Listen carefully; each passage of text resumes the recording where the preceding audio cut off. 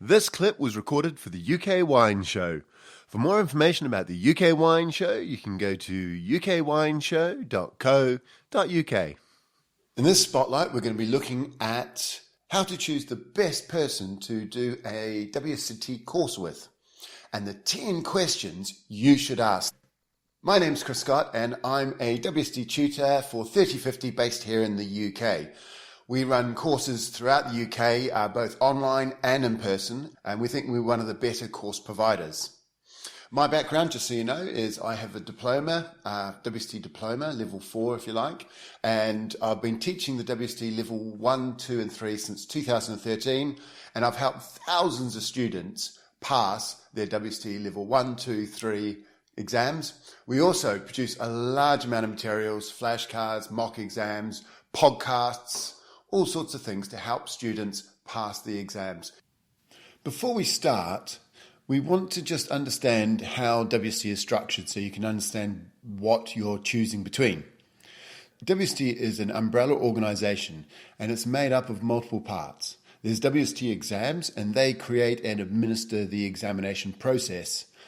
Also, there is what we call APPs, or Approved Program Providers. These are the people that will ultimately run the course for you. There's a number of APPs, Approved Program Providers. 3050 is a leading approved program provider in London, but there's lots of them all over the world. Each approved program provider is a business in their own right. They're more like a franchise, if you like, for WSET. And WSET takes responsibility to ensure the integrity of the courses. APPs can be businesses like us, 3050. We're a private business owned by myself and Jane. Others can be universities, colleges, cooking schools, wine bars, wineries. There's all sorts of businesses that run WSET courses. When you're looking for an approved program provider, some of these providers run courses only for private clients. Some of these providers run courses only for themselves. You might be a restaurant chain owner and you'll have an internal training team. Some of these providers also offer the courses open to people to book onto. Because there's a large array of types of companies that run WSET courses, there's also a large number of different ways you can run the course. WSET have particular rules about tasting certain levels of wine and covering certain topics, but there's a lot of flexibility to the APP about how they want to run the course. That means that not all courses are the same, and there's some questions you need to really ask to understand the type of course you're going to experience. So let's get into the 10 questions you need to ask to get the best experience from a WSET approved program provider. So the first question you need to ask yourself when you're thinking about doing a WSET course is, what sort of course would you like to do? There's a number of different ways to run the course. One is the classic, which is in class. Another is to do it online, like a Zoom. So you just log in and Zoom your way to the course. And the third way is what WSET call the online course, where it's a self-help, where you work through a series of online material to get through the course materials. Now, each of them have their own advantages and disadvantages. It just depends what you need and what you like and how you like to study. So let's go through them. Now, the in-class is your traditional method of studying WSET. It's what most people did 20, 30 years ago, in fact, up until just before COVID, really. And the traditional method involves sitting in a classroom, the wines are poured, you taste the wines, you have a tutor going through it. It's very good for getting tutor interaction. If you've got an experienced APP with a large number of people, you also get a little bit better class interaction as well.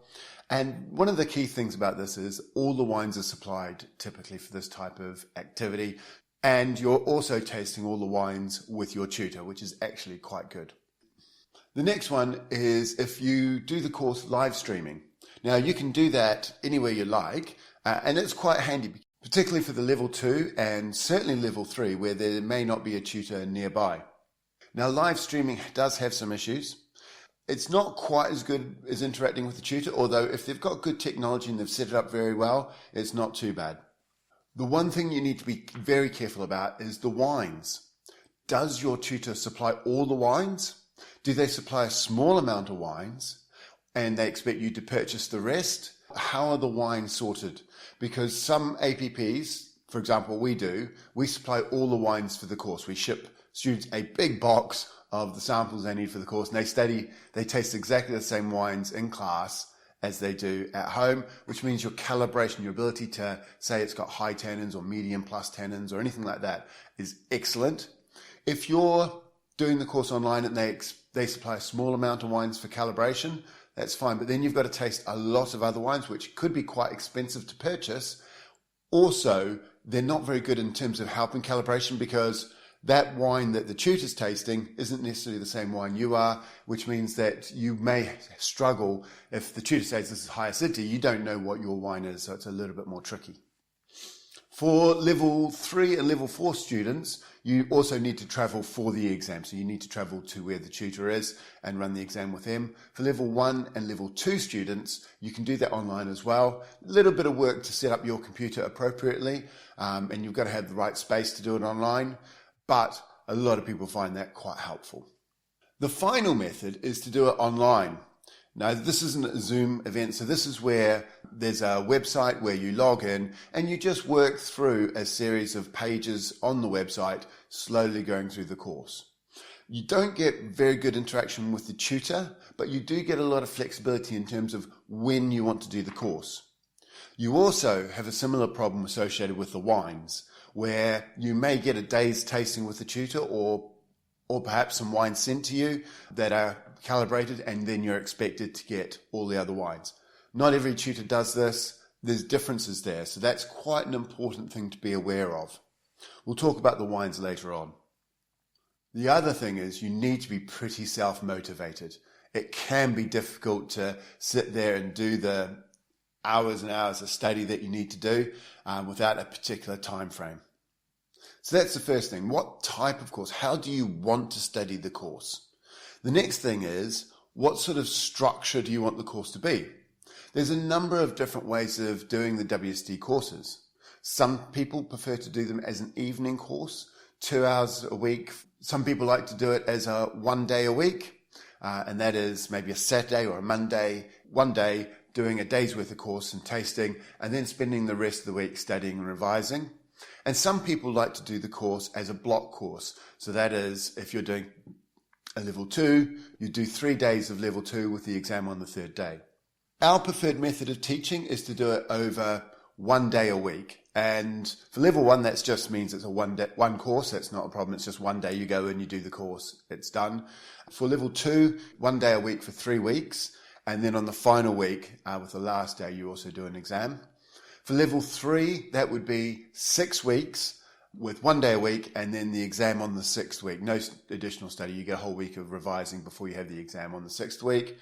If you're doing it 2 hours a week, level 1, you can do it that way. That wouldn't be a problem, although it's quite nice to do it just as a day. Level 2, you can do that, but you're now looking at doing it over 8 weeks as opposed to 3 weeks. And by the time you get to level 3, I wouldn't really recommend people doing it 2 hours in the evening once a week. And that's simply because the course will be over about 3 months. And at the end of 3 months, you'll probably forget what you learned at the beginning. So your revision is quite a lot higher. Obviously, if that's the only way you can do it, then that's the way you've got to do it. If you are doing it as an evening course, you do require a lot of dedication, because it does start to drag after about 2 months. And you're getting into your 3rd month. In fact, if you're doing a level 3, it's 14 weeks, the whole course. So you're over 3 months, nearly a quarter of a year for the course. It's not a bad way of doing it, but just be aware. One thing to be aware of, if you are doing the course as a day course, level 1, you can just turn up and it's fine. It's not a problem. You can just go in there, do the day, sit the exam, and you're pretty much going to pass. Most people pass first time, not a problem. Level 2, if you're doing it as 3 days in a row, it's a lot of work, and I would strongly recommend you do some study before you do the course. WSET requires certain 19 hours of study for the level 2 course, and I would expect students should get at least 10 of those hours done beforehand. And then finally, the level 3, if you are going to do it as a 6-day course in a row, you need to turn up ready for the exam, which means you need to do the 51 and a half hours of pre-course study before you even start the course. So just be aware of that. What that means is your next question you need to ask yourself, not the tutor, is how long do I have before the course starts? If you're studying the level 1, it doesn't matter. You can just turn up the next day. It would be absolutely fine. Level 2, you probably want a week or two just to go through some of the textbook to make sure you're ready for it. As long as you're not studying it as 3 days in a row, you don't typically need to do any pre-course preparation.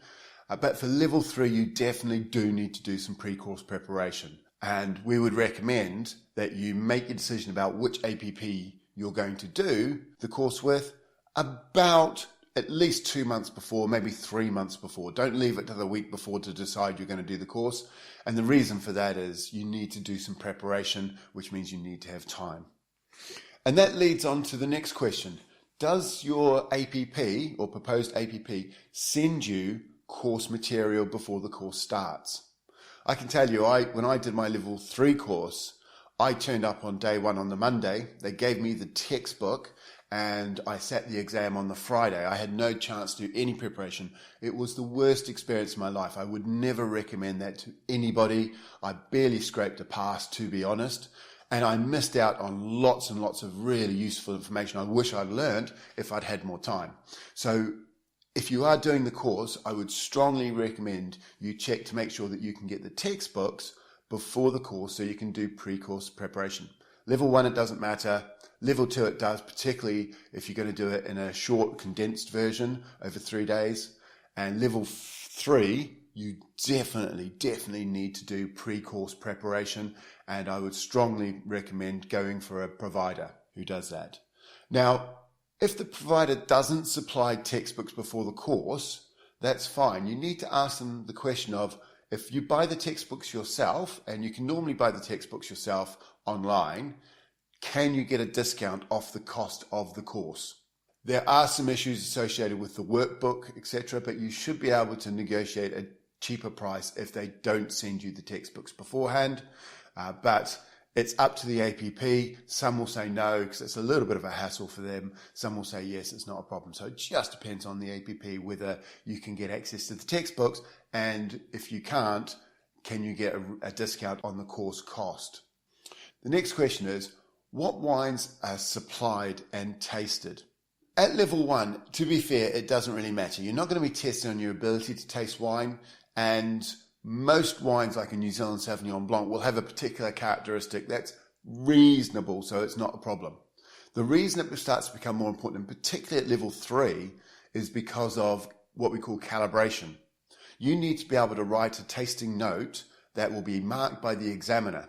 If the examiner thinks the wine is high acidity and you've written medium plus, you won't get a mark.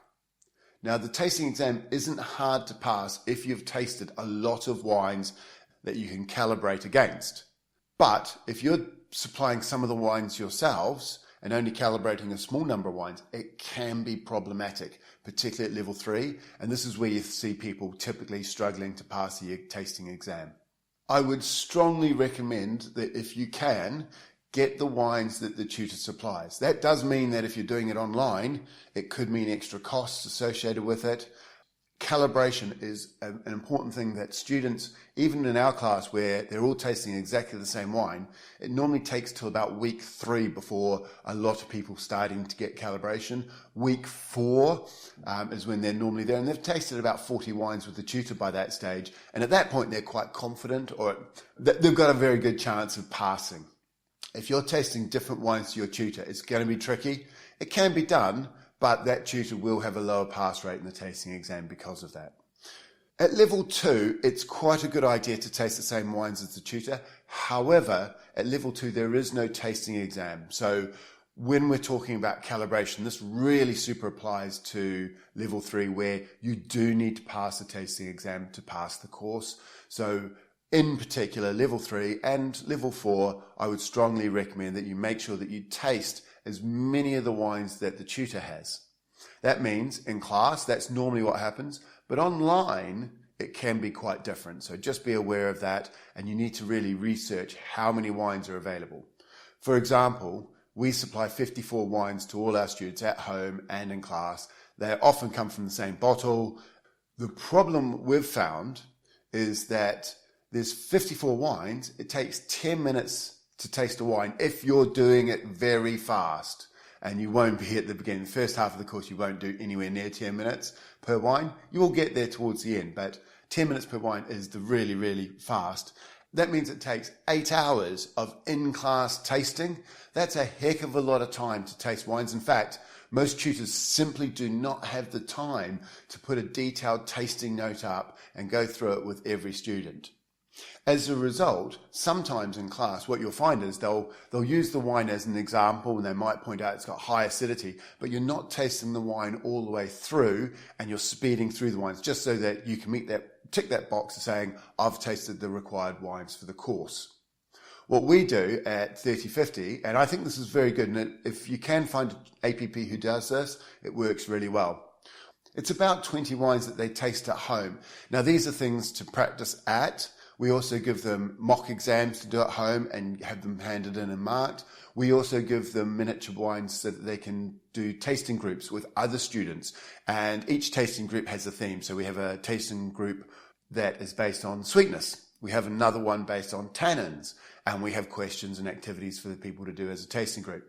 What this means is that when we're tasting wines, we taste every wine and we write a full tasting note. And I think this is one of the reasons why our students do particularly well in the tasting exam. They know that they're tasting all the wines, they're tasting them in detail, and they're not skimming over wines, which you sometimes have to do if you're doing all the wines in class. So there is that sort of tie-in. For us, what we do is we give our students miniatures of the wine, so just the same samples that we give our students who are at home, we give them to our students in class. They take them home, taste them at home, or with their classmates in tasting groups. The wines are expensive. So if you're expected to get wines yourself, we spend about £2,000 on a set of wines for a WSET Level 3 course. And if your tutor is supplying maybe 10 wines to help calibrate, then you're going to have to supply the other 80% of the wines for the course, which means it can be quite expensive. So don't be fooled to think just because you can do a course online that might be cheaper, you need to check to make sure you're getting all the wines. And if you're not getting the wines, what sort of effort do you have to go through to get access to all the wines? Some tutors might supply a link so you can buy them from another wine shop. Others, the tutor might expect you to source certain wines from a number of different sources, which can be time consuming as well as expensive. The next question you need to ask yourself is, what do you know about the tutor?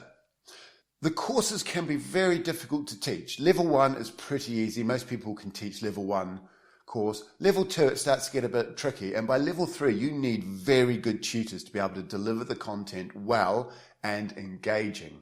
So how much experience does your tutor have?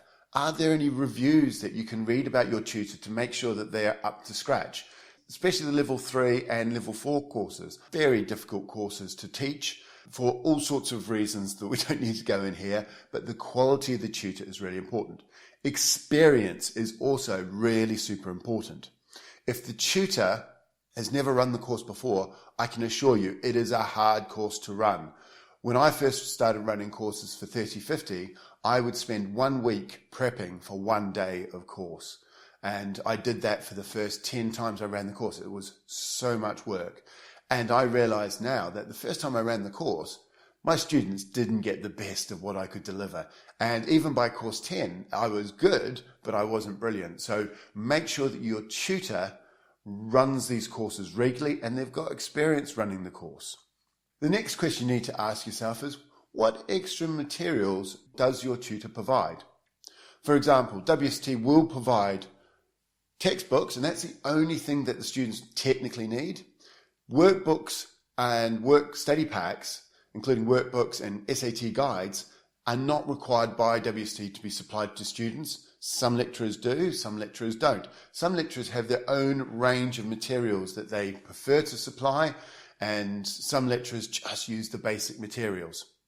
For example, at 3050 here, we have a huge number of flashcards for each level, 1, 2, 3, and 4. We have mock exams. We supply extra wines to the students. We have a podcast called the UK Wine Show and another one called 3050's Level 3 podcast, 3050's Level 4 podcast for students studying the Level 3 and the Level 4. So we have a huge amount of extra materials. Some tutors don't supply that. It's not a problem. You can get access and purchase materials from us through our flashcards, our mock exams. Our podcasts are free for anybody, so we strongly recommend them. And our YouTube channel, which has a lot of free content on there. The next question you should ask your tutor is, what happens if I miss a class? It's not terrible to miss a little bit of the coursework, but if you miss too much, WSET doesn't let you sit the exam. The way we interpret it is that you can miss 2 days out of 5 of coursework for the Level 3, 1 day out of 3 for Level 2, and you must attend all the Level 1 course, obviously.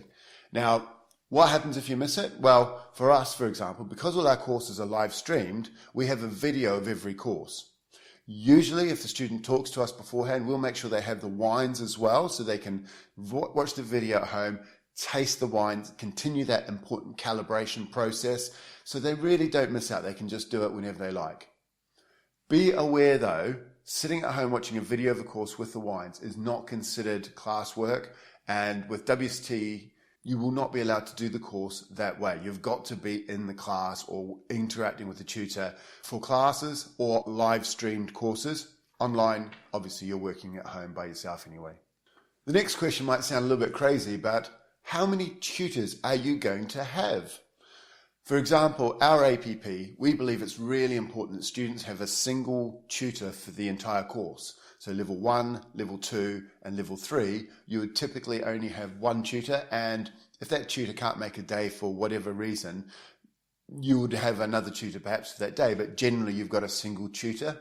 Now the reason we find this is important is because students, particularly at Level 2 and especially Level 3, students find that if they have multiple tutors, the way this tutor calibrates and the results they come up with can be slightly different.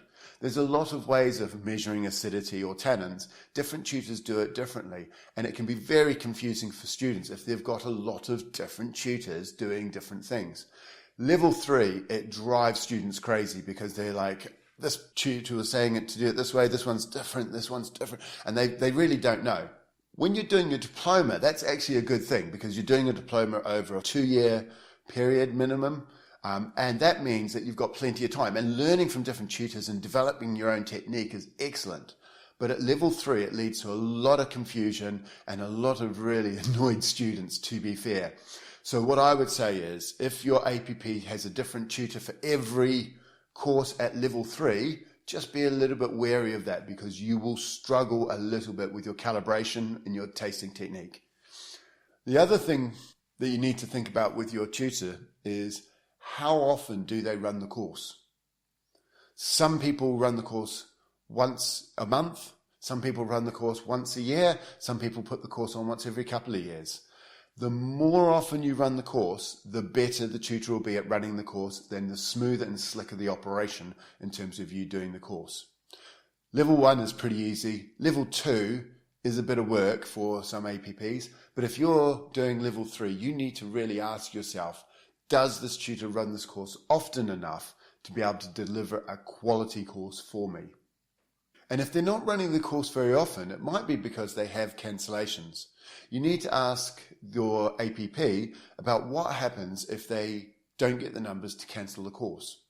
We're a successful APP in London, and we probably cancel 1 or 2 courses a year because of things that happen. For example, you might get a train strike, or COVID-19 affected us in a big way as well for a while.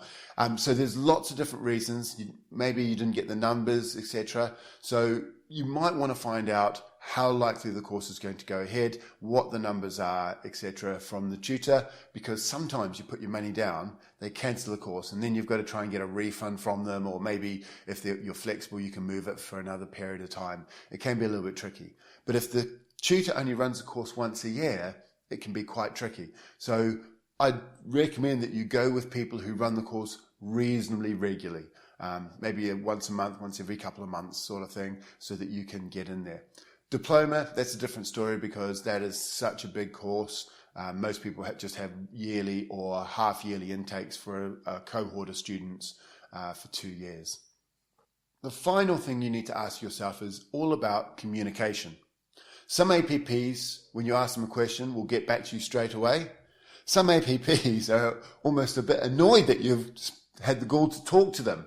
The question you need to ask yourself is, these questions I'm putting to you, can you actually get hold of the appropriate person running the course and get these questions answered? Some APPs you simply can't. You do everything through a website and then you turn up on day one and off you go. The other thing that's quite important, particularly for level 2 and especially for level 3 and level 4 is there any communication with the tutor outside of class? Some APPs have no homework and they just have this period of time where they're in there doing it. And if a student has a question, they have to wait a full week or whatever period of time it is until their next opportunity to ask that tutor. Hopefully that tutor, if they've got the same tutor, you might find it's a different tutor with different answers sometimes. But some tutors, for example us, we set up a WhatsApp group for our students, and they have lots of questions going in. The group talks amongst themselves, arranging extra tastings if they want to. They can use it for reminders, what chapters to read. A lot of our tutors will just post some extra videos of things that might be relevant for the current session that's coming up. So there's lots of ways to communicate. You can ask the tutor a question. They won't get back to you immediately, but usually our tutors, for example, will get back to you within 24 hours of any question, and usually much, much faster than that. So the question is, what sort of communication will you have with your tutors? What sort of communication are you having with the company that's organising the course for you? I hope that helps. These are important questions to ask and really, really important to get your head around. Now, sometimes you'll have a range of course providers that you can do. Sometimes you're in a big city and there's 2 or 3 course providers and you've got options. Sometimes you're in a smaller city or a smaller town and you may not have options. In fact, sometimes there is no option in your town and the only thing you can do really is do it online. And I understand that, but you should still be looking at these questions. So, for example, do they provide the textbook? And the answer is no, and they don't give you a refund. That's fine, but you definitely need to purchase that textbook to make sure that you're ready for the course, particularly level 3. So these are important questions. They'll help you plan how to get the best out of your courses.